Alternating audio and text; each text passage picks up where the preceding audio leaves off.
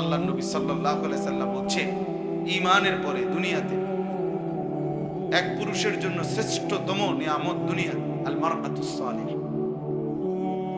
একজন নেককার স্ত্রী, পবিত্র চরিত্রবান স্ত্রী, অভাবী হোক, পয়সা কম।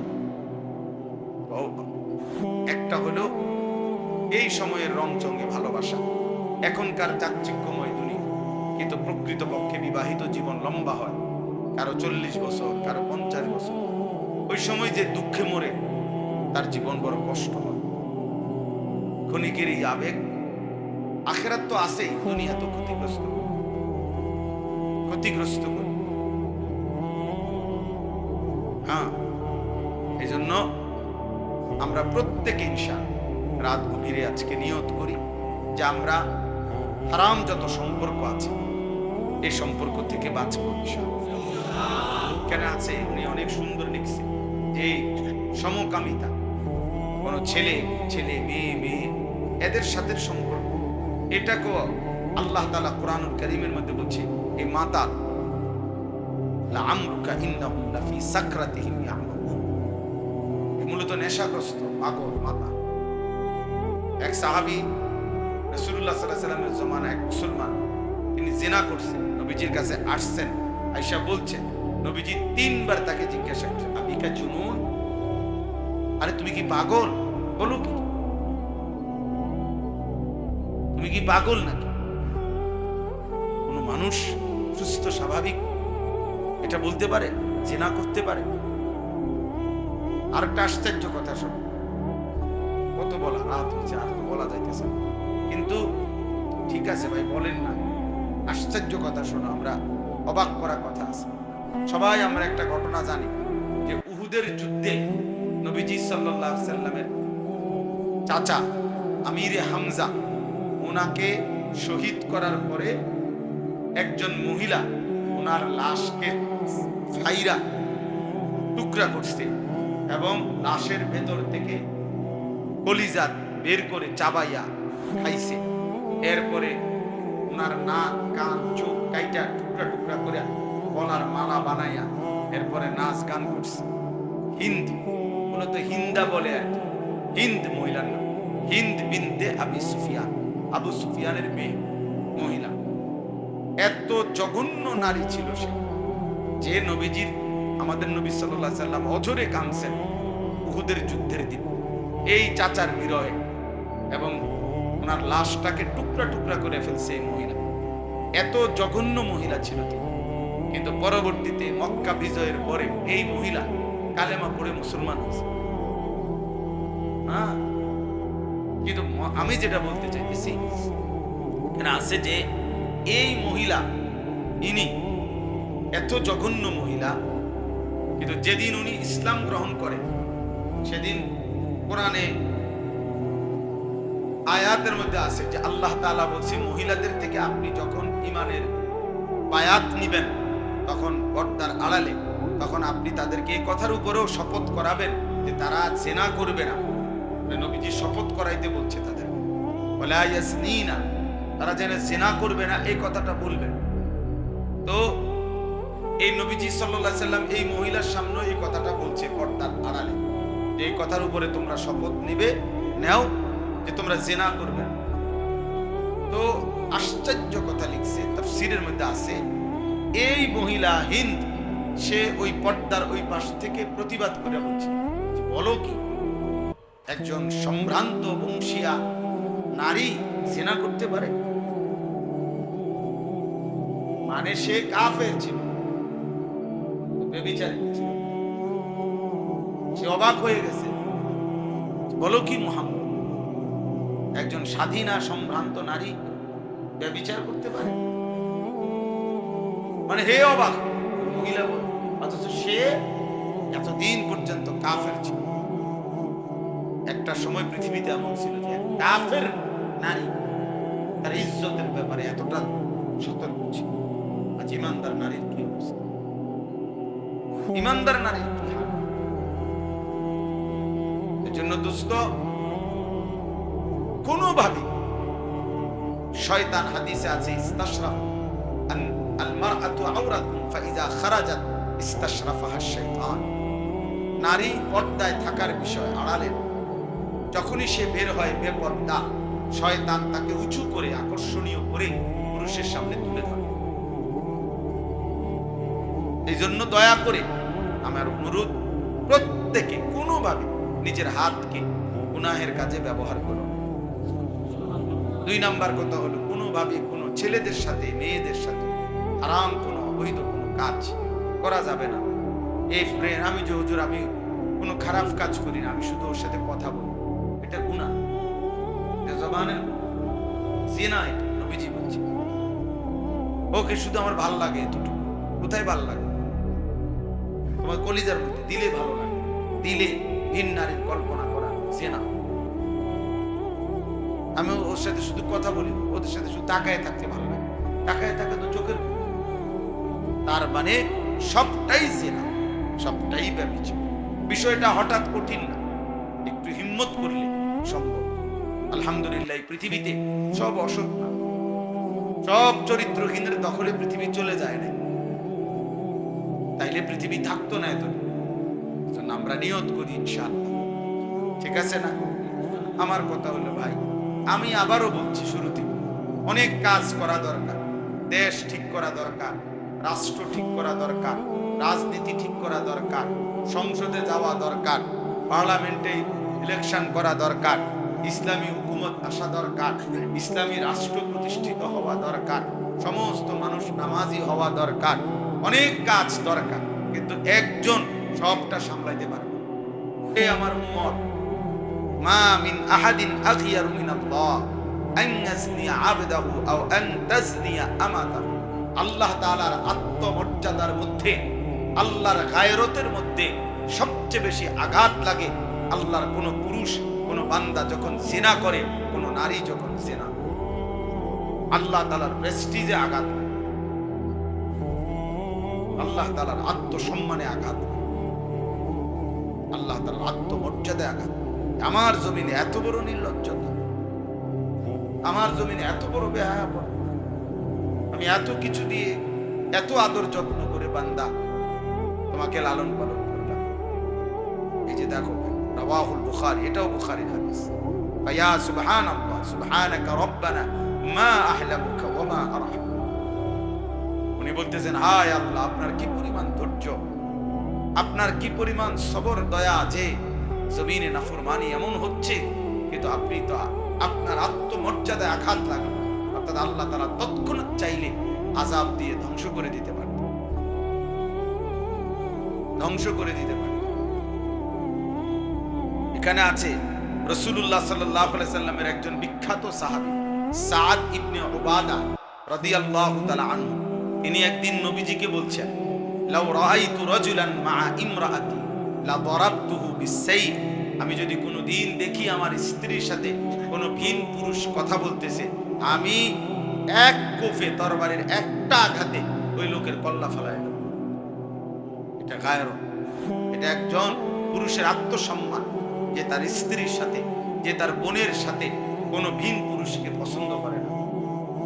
আল্লাহ নবী সাল্লাল্লাহু আলাইহি সাল্লাম এটা শুনে বললেন, আতাআজাবুনা মিন গায়রাতি সাদ। সাদের এই আত্মমর্যাদার কথা শুনে তোমরা অবাক হলা সাহাবীরা। মানে হাদিসে আছে সাহাবীরা তখন আল্লাহু আকবার বলে উঠছে। তো নবীজি বলছে, অবাক হলা, শোনো, লা আনা আগিয়ারু মিনহু, আল্লাহর কসম আমার আত্মমর্যাদা তার চাইতে বেশি। আল্লাহু আগিয়ারু মিন্নি, আর আল্লাহ পাক আমার চাইতেও এই ব্যাপারে আরো বেশি আত্মমর্যাদা। এই জন্য দোস্ত, এটা বহুত জরুরি বিষয়, বহুত জরুরি বিষয়। এই সবগুলো হাদিসের মাধ্যমে এই কথাটা বুঝানো মাকসাদ এটা। এই যে হযরত আব্দুল্লাহ ইবনে মাসউদ রাদিয়াল্লাহু তাআলা আনহু নবীজিকে জিজ্ঞেস করছেন, কোন গুনাহ সবচেয়ে বড় গুনাহ, আইয়ু যামবি আযম। তো নবীজি 3টা গুনাহ বলছে, এর মধ্যে একটা হলো এই 3টা গুনার আনতুজানিয়া হালিলাতা জারিকা, প্রতিবেশীর স্ত্রী কন্যার সাথে জিনা ব্যভিচার করা, অসৎ সম্পর্ক। এজন্য আমার আজকে বলার উদ্দেশ্য হলো যে, এটা একটা ছোট্ট অংশ বললাম, নারীকে কেন্দ্র করে দোস্ত নিজেকে বাঁচাইতে হবে।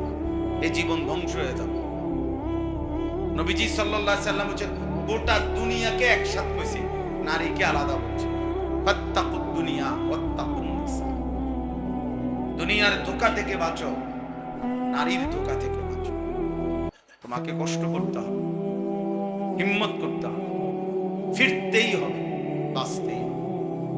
শারীরিকভাবে অনেক ক্ষতির কথা মানসিক, পারিবারিক, দুনিয়াবি ডাক্তার সাহেব বলছেন, ডাক্তার মাহবুব মুর্শেদ সাহেব আজকে স্যার বললেন। আর আখিরাতের দৃষ্টিতে অত্যন্ত লজ্জাজনক পরিণতি। দুনিয়াতেও শাস্তি মিলবে, অর্থাৎ দুনিয়াতে রোগ ব্যাধি, অসম্মান, বেইজ্জতি, চিরদিন অন্তরের মধ্যে নিজেকে নিজে ছোট হয়ে থাকা, এই অপরাধ বোধ, এই পাপ বোধ থাকবে। আল্লাহ তাআলা কোন মানুষের অন্তরের সুখ তুলে নেওয়া, এটা তার উপরে সবচেয়ে বড় লাভ। তার দিলের সুখ তুলে নেবে, অন্তরের প্রশান্তি উঠে। এই জন্য রাত হয়েছে, আমরা দেরি করতে চাই না।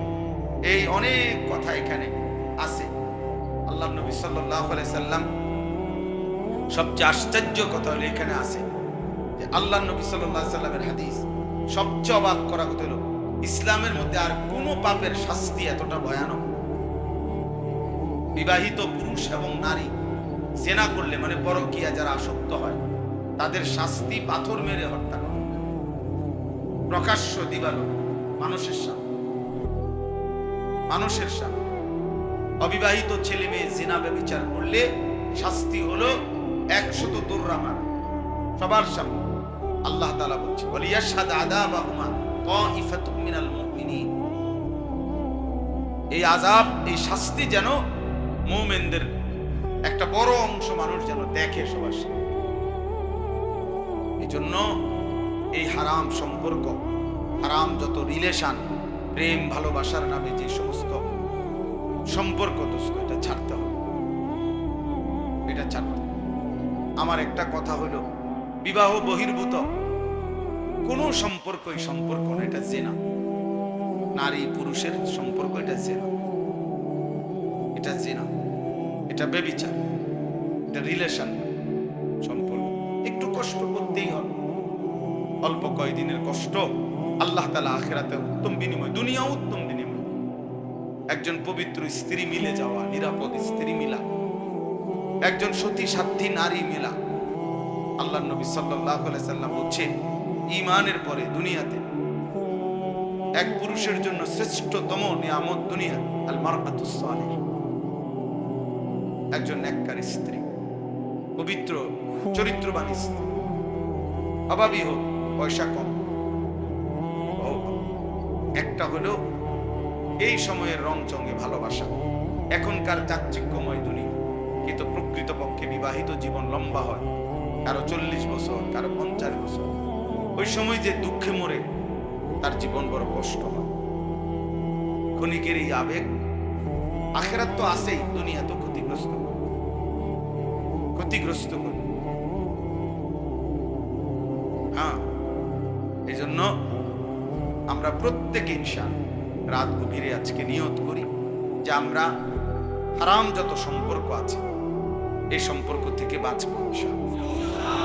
কেন আছে, উনি অনেক সুন্দর লিখছে যে সমকামিতা, কোন ছেলে ছেলে, মেয়ে মেয়ে, এদের সাথে সম্পর্ক, এটাকেও আল্লাহ তাআলা কোরআনুল কারীমের মধ্যে বলছে এই মাতাল, লাআমরুকা ইন্নাহুম লাফি সাকরাতিহিম ইয়ামাহুন।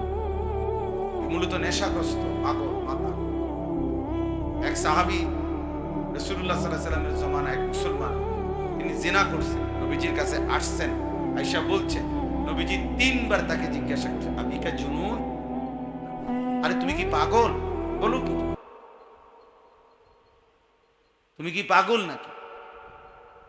কোন মানুষ সুস্থ স্বাভাবিক এটা বলতে পারে, জিনা করতে পারে? আর একটা আশ্চর্য কথা শোন, কত বলা, রাত হয়েছে, আর তো বলা যাইতেছে না, কিন্তু ঠিক আছে ভাই, বলেন না। আশ্চর্য কথা শোনো, আমরা অবাক করা কথা আছে। সবাই আমরা একটা ঘটনা জানি যে উহুদের যুদ্ধে নবীজি সাল্লাল্লাহু আলাইহি সাল্লামের চাচা আমিরে হামজা, ওনাকে শহীদ করার পরে একজন মহিলা ওনার লাশকে ফাইরা টুকরা করছে এবং লাশের ভেতর থেকে কলিজাত বের করে চাবাইয়া খাইছে। এরপরে ওনার নাক কান চোখ কাইটা টুকরা টুকরা করে গলার মালা বানাইয়া এরপরে নাচ গান করছে। হিন্দ, মূলত হিন্দা বলে আর কি, হিন্দ মহিলার নাম, হিন্দ বিনতে আবি সুফিয়ান, আবু সুফিয়ানের মেয়ে মহিলা। এত জঘন্য নারী ছিল সে, যে নবীজির, আমাদের নবী সাল্লাল্লাহু আলাইহি সাল্লাম অঝরে কাঁদছেন উহুদের যুদ্ধের দিন এই চাচার বিরহে, এবং ওনার লাশটাকে টুকরা টুকরা করে ফেলছে এই মহিলা। এত জঘন্য মহিলা ছিল তিনি।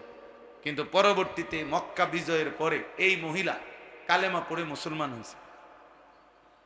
হ্যাঁ, কিন্তু আমি যেটা বলতে চাইতেছি কেন আছে যে এই মহিলা, ইনি এত জঘন্য মহিলা, কিন্তু যেদিন উনি ইসলাম গ্রহণ করে সেদিন কোরআনে আয়াতের মধ্যে আছে যে আল্লাহ তাআলা বলছে মহিলাদের থেকে আপনি যখন ইমানের বায়াত নিবেন তখন পর্দার আড়ালে, তখন আপনি তাদেরকে এই কথার উপরেও শপথ করাবেন যে তারা জেনা করবে না। মানে নবীজি শপথ করাইতে বলছে তাদের, ওয়ালা ইয়াজনিনা, তারা যেন জেনা করবে না এই কথাটা বলবেন।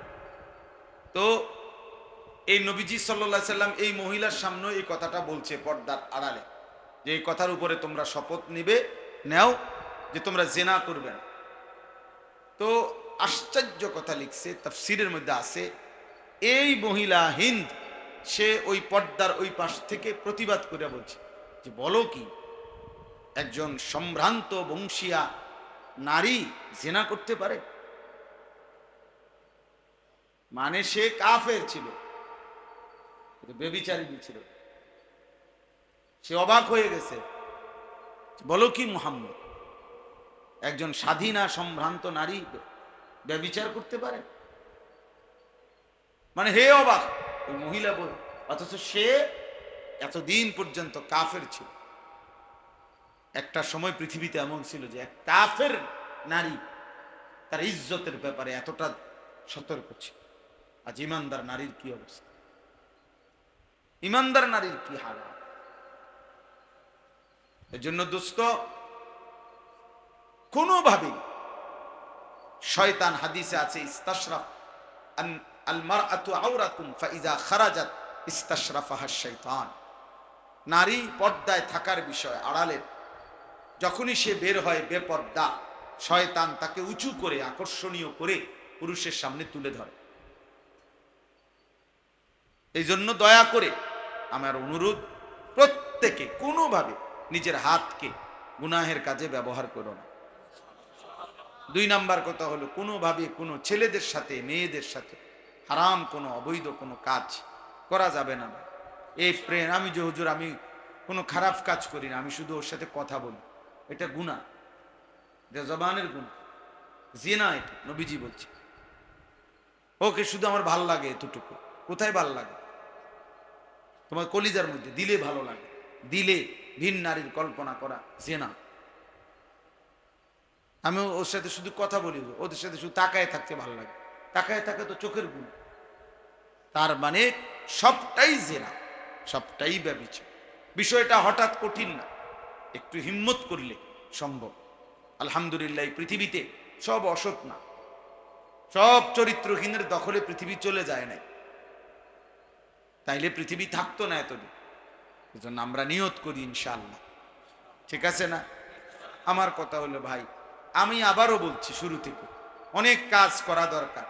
দেশ ঠিক করা দরকার, রাষ্ট্র ঠিক করা দরকার, রাজনীতি ঠিক করা দরকার, সংসদে যাওয়া দরকার, পার্লামেন্টে ইলেকশন করা দরকার, ইসলামী হুকুমত আসা দরকার, ইসলামী রাষ্ট্র প্রতিষ্ঠিত হওয়া দরকার, সমস্ত মানুষ নামাজি হওয়া দরকার, অনেক কাজ দরকার। কিন্তু একজন সবটা সামলাইতে পারে না। এজন্য আল্লাহ তাআলাই যাকে যেটুকু তৌফিক দিয়েছেন, উচিত প্রত্যেকের সাধ্য মতো চেষ্টা করতে থাকা।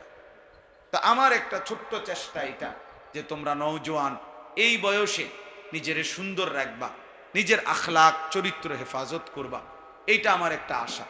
এই আশা নিয়েই আমি কিন্তু আজকে সারা দিন গোসল করি নাই। এখন কোনোভাবেই সময় মিলাইতে পারছি না। মেহমান অতিথি সেই মিলাইয়া কুলাইতে পারতেছি না। কবি আল মাহমুদের কবিতা বখতিয়ারের ঘোড়া কবিতাটার নাম। অর্থাৎ আমাদের এই বাংলা বিজয় করেছিলেন এক সময় ইখতিয়ার উদ্দিন মোহাম্মদ বিন বখতিয়ার খিলজি রহমাতুল্লাহ আলাই। ওনার জন্য রহমাতুল্লাহ আলাই বলা উচিত। হ্যাঁ, তো এই ওনার মানে স্মৃতিচারণ হিসাবে এক কিশোর যুবক শিশুর ফিকির কেমন এইটা। বখতিয়ারের ঘোড়া আল মাহমুদ।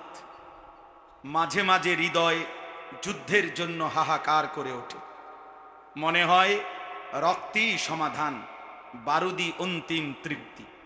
আমি তখন স্বপ্নের ভেতর জিহাদ জিহাদ বলে জেগে উঠি। জেগেই দেখি কৈশোর আমাকে ঘিরে ধরেছে। যেন বালিশে মাথা রাখতে চায় না এ বালক, যেন ফুৎকারে উড়িয়ে দেবে মশারি। মাতৃস্তনের পাশে দু চোখ কচলে উঠে দাঁড়াবে এখন। বাইরে তার ঘোড়া অস্থির, বাতাসে কেশর কাঁপছে, আর সময়ের গতির উপর লাফিয়ে উঠেছে সে। না, এখনো সে শিশু। মা তাকে ছেলে ভোলানো ছড়া শোনায়, বলে বালিশে মাথা রাখো তো বেটা, শোনো বখতিয়ারের ঘোড়া আসছে, আসছে আমাদের 17 সওয়ারি, হাতে নাঙ্গা তলোয়ার। মায়ের ছড়া গানে কৌতূহলী কান পাতে বালিশে, নিজের দিলের শব্দ বালিশের সিনার ভিতর। সেভাবে সে শুনতে পাচ্ছে ঘোর দৌড়। বলে, কে মা বখতিয়ার? আমি বখতিয়ারের ঘোড়া দেখব। মা পাখা ঘোরাতে ঘোরাতে হাসেন। আল্লাহর সিপাহী তিনি, দুঃখীদের রাজা।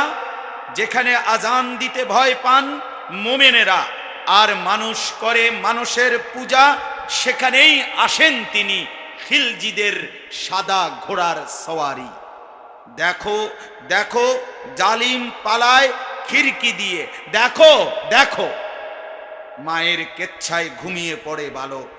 তুলোর ভেতর অশ্বক্ষুরের শব্দে স্বপ্ন তার নিশেন উড়ায়। কোথায় সে বালক? আজ আবার হৃদয়ে কেবল যুদ্ধের দামামা, মনে হয় রক্তেই ফয়সালা, বারুদেই বিচারক। আর স্বপ্নের ভেতর জিহাদ জিহাদ বলে জেগে ওঠা।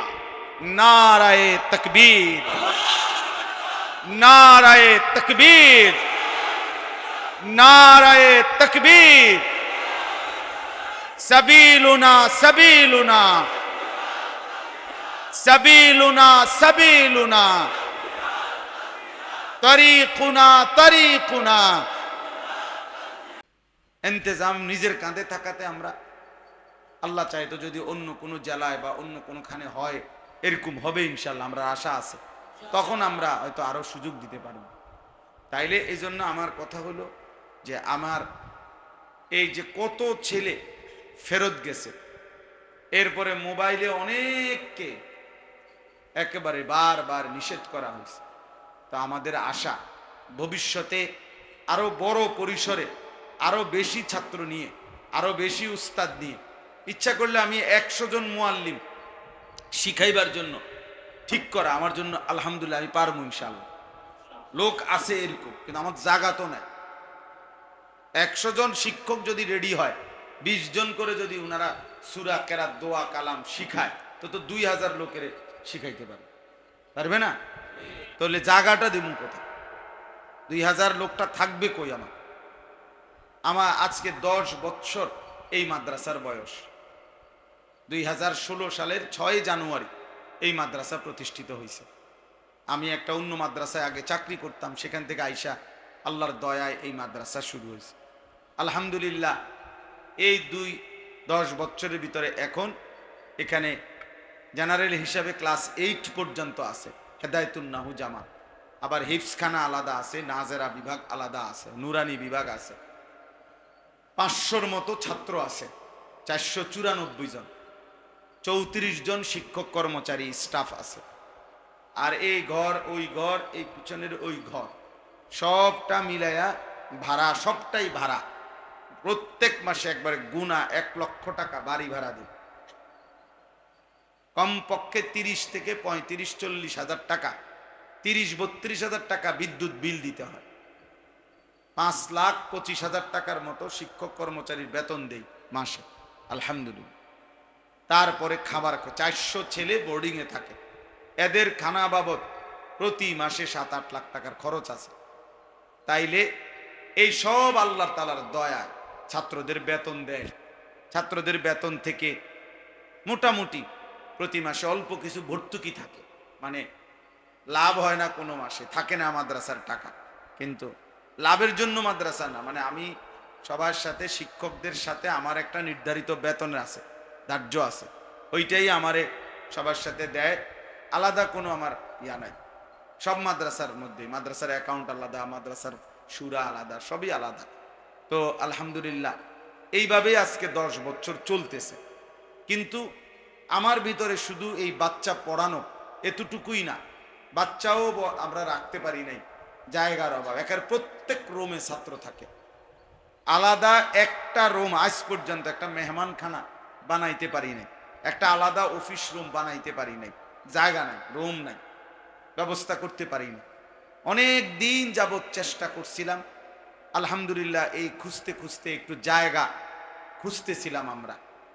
তো এই খুঁজতে খুঁজতে কখনো অল্প পাই 20 শতক 10 শতক, আল্লাহ তাআলার দয়ায় গত বছর, মানে এই রমজানের আগের রমজান, আমরা 24 সালের রমজান মাসে প্রায় 94.5 শতক জায়গা, এই পাশেই, এখান থেকে এই রাস্তা থেকে একটু সামনে গেলেই রাস্তার সাথে এক ক্ষেত পরে 94.5 শতক জায়গা আলহামদুলিল্লাহ আমরা কথাবার্তা বলে, মানে 88 শতক হলো জমি, 6.5 শতক হলো রাস্তা, এই 94.5 শতক জায়গা আল্লাহর দয়া আমরা কিনবার জন্য চূড়ান্ত সিদ্ধান্ত নিয়েছিলাম।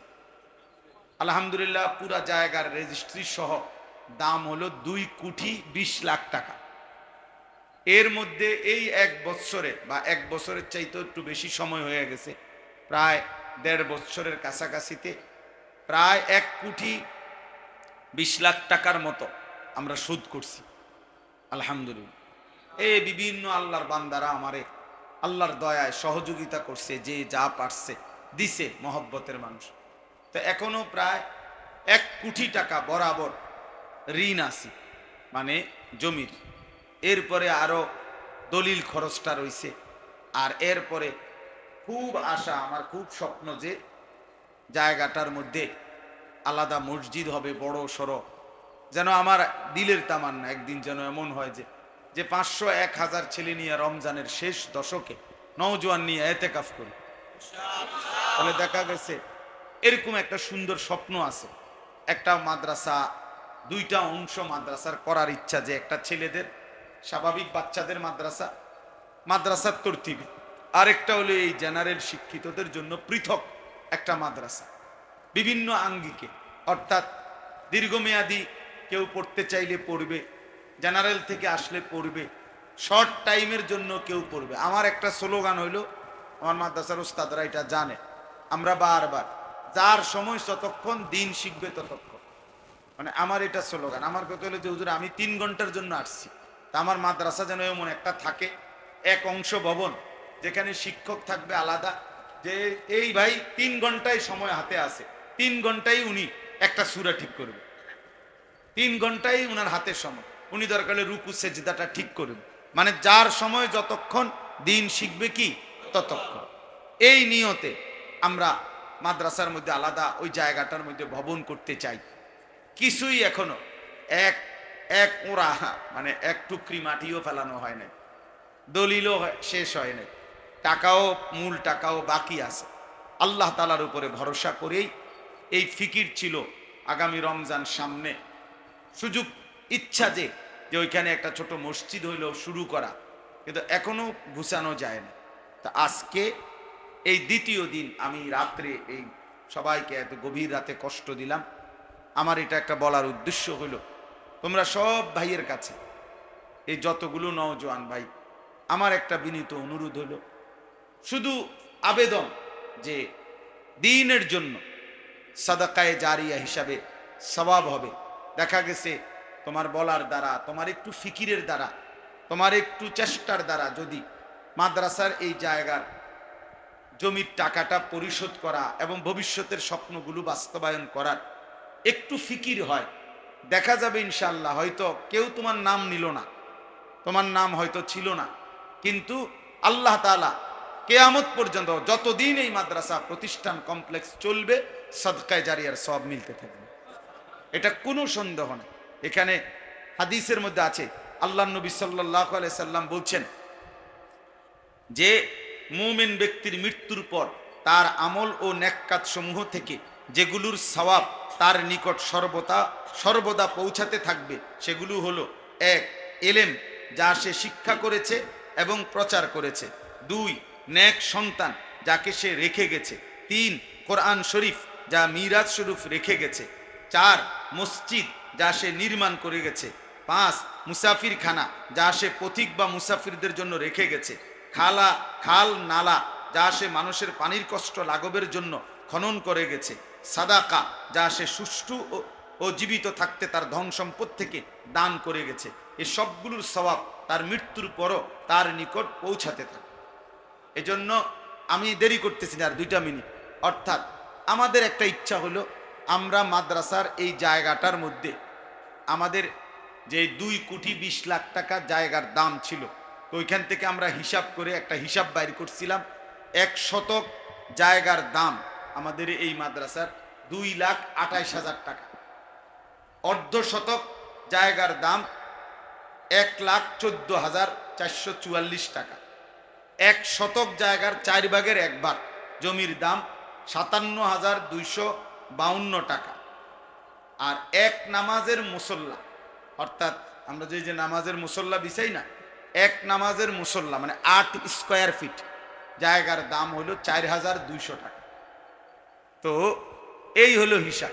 তো আমি একটা হিসাব করছি যে যদি আর মানে এই শুধু তো শুনাইলাম, তোমাদের কাছে আমার আবদারটা হলো, কোনো দাবি দেওয়া না, এটা এখতিয়ার, মহব্বতের সাথে বলা যে আমার এই হ্যান্ডবিলগুলো আছে, এখানে লেখা আছে এগুলার ভিতরে, যদি প্রত্যেকেই 2টা-4টা করে হ্যান্ডবিল নেও আর এই ফিকিরটা করো, নিজে হোক কারো কাছ থেকে, নিজের আত্মীয় স্বজন যেই কোনো কারো কাছ থেকে যদি সুযোগ হয় যে কমপক্ষে এই শেষ অংশ যেটা, অর্থাৎ 4,200 টাকা, হ্যাঁ, এই 4,200 টাকা এক নামাজের মুসল্লা পরিমাণ জায়গার দাম, তাহলে এইটা যদি তুমি দাও, অংশগ্রহণ করো, অথবা কারোর থেকে নিয়ে দিলা, 2 জনের থেকে, 3 জনের থেকে বা 1 জনের থেকে, অথবা চেষ্টা করছো পারলা না, কোনো অসুবিধা নেই, দোয়াই করলা।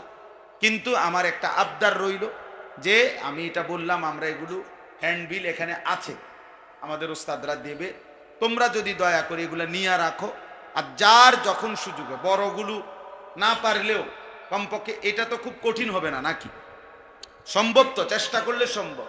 তোমার বলার দ্বারা কারো ভাই, বাবা, আত্মীয় স্বজন কতজনেই তো বিদেশে আছে, কতজনেই ভালো চাকরি বাকরি করে, তো 4,200 টাকা এটা তো খুব বেশি টাকা না। কিন্তু আমরা একটা সিদ্ধান্ত নিছি, 4,200 টাকা আমরা যার কাছ থেকে পাবো, আল্লাহ যদি কবুল করে, যেই এই টাকাটা দেবে, যে কয়জনে, এর থেকে উপরেও তো আছেই, এই টাকা সর্বনিম্ন আমরা তাকে আমাদের মাদ্রাসার আজীবন উন্নয়ন সদস্য, অনেকগুলো লিখছি নাম, আজীবন উন্নয়ন সদস্য হিসাবে অন্তর্ভুক্ত করব ইনশাআল্লাহ। অর্থাৎ উদ্দেশ্য হলো এই মানুষগুলোকে প্রত্যেক বছর আমরা একবার হলেও দাওয়াত দিয়া মাদ্রাসার ভালো মন্দ, সুখ দুঃখ শোনাবো তাদের কাছে, আমাদের অর্থাৎ আমরা আমাদের পরিবারের সদস্য হিসাবে তাদেরকে আমরা অন্তর্ভুক্ত রাখবো, এইটা হলো আমাদের আশা। এই জন্য আমার ভাই, যেমনি সুবিধা হয় এখানে দিয়া যাইতে হবে, আজকে এটা জরুরি না, তুমি বাড়িতে গিয়া পাঠাইও, এখানে মোবাইল নাম্বার আছে, অথবা যোগাযোগ করলে যেমনি হোক তোমার ভালোবাসার দ্বারা। কারণ উদ্দেশ্য হইল যে মাদ্রাসার ছোট বাচ্চারাও পড়বে, আর এরকম স্কুল, কলেজ, ইউনিভার্সিটির সবাই আমারে বলে, আমি নিজেও জানি না যে নওজোয়ান কেন আমারে মহব্বত করে, আমি নিজে আইজও কোনো কারণ দেখি না, যে কোনো যুক্তি নাই, কিন্তু আমি মনে করি এটা মালিকের ইচ্ছা, ঠিক না কথাটা? তাহলে আল্লাহ তাআলার ইচ্ছায় যদি এটাকে একটু আগানো দরকার, মানে ছেলেরা 3 দিন 7 দিন, এই যে এইচএসসি পরীক্ষা, শেষ হবে। তাইলে এখন ইচ্ছা করলে 15 দিনের 1 মাসের এরকম কোর্স করা যাইতো, কিন্তু জায়গা কো আমি কোথায় করবো এটা? আমার তো কালকে শুক্রবার থেকে মাদ্রাসা খোলা, ওস্তাদরা বাড়ি না গিয়া ওনারা এখানে রয়ে গেছে, ছাত্রগুলো বাড়িতে যায় নাই। তাইলে ভাইয়া একটা বড় পরিসরে জায়গা হইলে, ওইখানে যেখানে জায়গাটা কিনা হয়েছে ডানে বামে আরো বিশাল জায়গা আছে, মানে আরো যদি 200 শতকও কিনতে চাই জায়গা হবে ইনশাআল্লাহ। এই জন্য সবাই মিলে মনে করো এটা তোমাদের মাদ্রাসা, হতে পারে আমি নাই, কিন্তু ভালোবাসার এই মাদ্রাসা সহযোগিতায় ইনশাআল্লাহ তোমার নাম থাকবে, তুমি আল্লাহর কাছে কমপক্ষে সাদকায়ে জারিয়ার নেকি পাইতে থাকবে।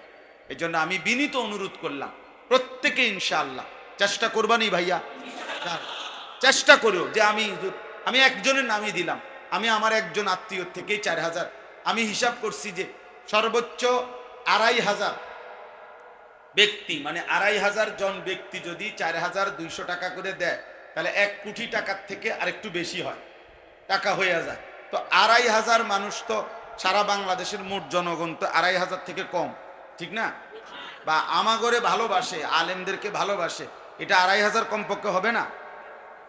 কয় কি লাখ লাখ হবে, লাখ লাখ, আলহামদুলিল্লাহ। হ্যাঁ, এই জন্য আমরা প্রত্যেকেই, তোমরা তোমাদের হাতে, আমরা এটা বললাম যে দূর সম্ভব, আবার অন্য যে আর যেতটুকু সম্ভব হয় নিজেরা হ্যান্ডবিল নিও, 2টা 4টা 5টা করে, আর নিজেরা নাম্বার রাখলে ফিকির করলে আল্লাহ বরকত দিবে।